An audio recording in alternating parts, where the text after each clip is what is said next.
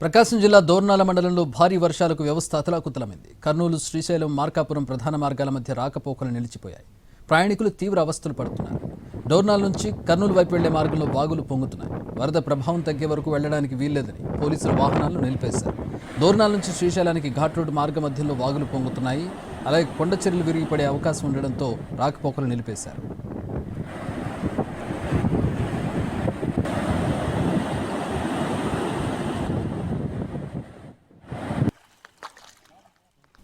చిన్న దోర్నాల వద్ద వాగులు ఉధృతంగా ప్రవహిస్తున్నాయి. దోర్నాల మండలంలో వెలిగొండ ప్రాజెక్టు ఫీడర్ కెనాల్కు గండిపడింది. పంటలు నీట మునిగాయి. స్థానికులు జాగ్రత్తగా ఉండాలని అధికారులు సూచిస్తున్నారు.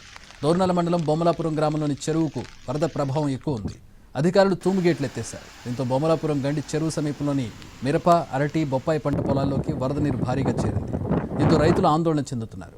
అధికారులు స్పందించి చెరువు తూము ద్వారా వచ్చే నీటిని బయట కాలువల్లోకి వెళ్లే విధంగా చర్యలు తీసుకోవాలని కోరుతున్నారు.